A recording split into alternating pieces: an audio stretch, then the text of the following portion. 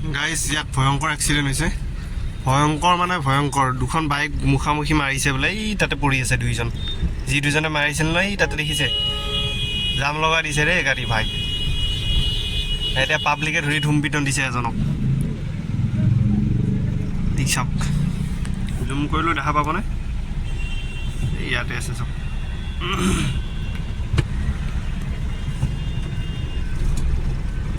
scooty আৰু দুইখন স্কুটিয়ে দুইখন স্কুটিয়ে পুলিচ আহিছে এতিয়া পুলিচ আহি অলপ চলপ কণ্ট্ৰল কৰিছে পুৰা গৰমত মানুহ থাকিব নোৱাৰা হৈছে মে মাহতে এইটো যিটো গৰম দিছে তাৰ ওপৰত আৰু এইবোৰ জাম এই এক্সিডেণ্টৰ কাৰণে হ'লে ন বৰ অশান্তি লাগে তো গাইছ ভিডিঅ' বনোৱা নাই মানে দুইটা নাক বন্ধ চকু টকু ফুলি আছে দেখাই পাইছে বহুত বেছিয়ে চৰ্দি লাগিছে গম নাপাওঁ কি হৈছে মানে আমাৰ গাঁৱৰ ফালে ৰাতি হ'লে বহুত গৰম লাগে ৰাতি মানে কি দিনটো গৰম লাগে ৰাতিও ফেনখন দিয়া যায় আৰু তাৰপিছত ঠাণ্ডা লাগে আধা ৰাতি ব্লেংকেটখন বিচাৰি নাপালোঁ ঠাণ্ডা সোমাই গ'ল নে কি গ'ল কালিৰ পৰা এনেকুৱা অৱস্থা মানে মই নিজে কণ্ট্ৰল কৰিব পৰা নাই চৰ্দিত মেডিচিন খাইছোঁ জল্দি ঠিক ঠাক হ'ম জল্দি নতুন নতুন ভিডিঅ' আহিব চাব লাইক শ্বেয়াৰ ছাবস্ক্ৰাইব কমেণ্ট কৰিব আৰু কৈ দিব আৰু নিজৰ বুলি হয় নহয়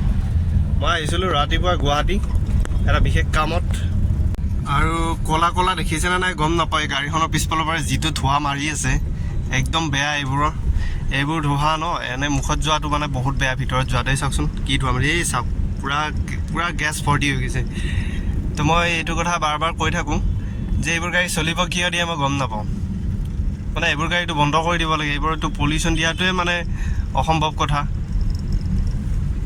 তো আমাৰ গাড়ীবোৰৰ পলিউশ্যন কিয় লয় আমাৰ গাড়ীটো কোনো গেছ বাহিৰ নহয় কোনো মানে পলিউশ্যনৰ কাৰণে আমাৰ গাড়ী মিছামিছি পলিউশ্যন বনাই আছে এইবোৰ গাড়ী এতিয়া কি কাৰণত কোনে পলিউশ্যন দিয়ে কি কৰে চৰকাৰে কি কৰি থাকে গম নাপাওঁ এইবোৰ চৰকাৰে অলপ গুৰুত্ব দিয়াটো উচিত এইবোৰ যেতিয়া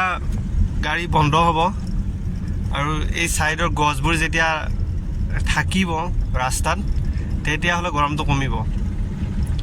যেতিয়ালৈ এই গছ গছনি কাটি এইকেইদিনা অমিত শ্বাহ আহিছিলে এইটো ৰাস্তা দি এইবোৰ গছ চাকচোন চব কাটি দিছে মানে অমিত শ্বাহক জংঘল নেদেখায় আৰু চালা মুখ্যকেইটা গম ওলাই যায় চালা সিহঁতে গম নাপায় যে প্ৰকৃতিৰ পৰা গছৰ পৰা যে ফ্ৰেছ অক্সিজেন পায় সিহঁতে গম নাপায় গাড়ীকেইটাই সেইকাৰণে এইবোৰ কাটি দিছে এইবোৰক জংঘল বুলি কয় আমাৰ ইয়াৰে ডাঙৰ ডাঙৰ নেতাবোৰে এইবোৰক জংঘল বুলি কয় এতিয়া এইটো অৱস্থা হৈছে আৰু ঠিক ইয়াৰ 5 বছৰমান পিছত ওলাব নোৱাৰা পৰিৱেশ হ'ব এতিয়া গুজৰাটত দেখা পাইছোঁ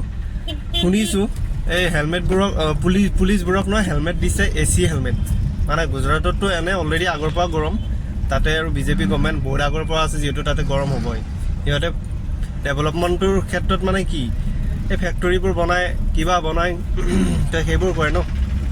গছ গছনি নোহোৱা জেগা তো সেইটো কাৰণে চাগে তাতে গৰমটো আগৰ পৰা এতিয়া আৰু বেছি হৈছে সেইকাৰণে পুলিচবোৰক AC হেলমেট দিছে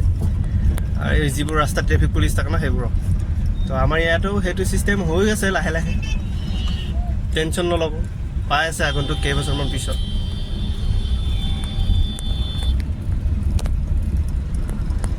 গোটেই ৰাস্তা কিবা অৱস্থা নোহোৱা কৰি গৈছে এই গাড়ীখনে আমাৰ অসম পুলিচ আৰু অসম চৰকাৰক অনুৰোধ কৰিছোঁ এইবোৰ বন্ধ কৰিব লাগে দেই নহ'লে আমি পলিউশ্যন বনোৱা বেকাৰ আমাৰ যদি গাড়ী পলিউশ্যন নাথাকে 10,000 টকালৈকে ফাইন দিব লাগে ভাই 10,000 টকা গছত লাগে নেকি আমাৰ 10,000 টকা এইবোৰ বন্ধ কৰক তেতিয়া যদি আমাৰ পলিউশ্যন নাথাকে তেতিয়া ফাইন কাটক এইবোৰ বন্ধ নকৰি পেলাই এইবোৰ ফাইন কাটি থাকে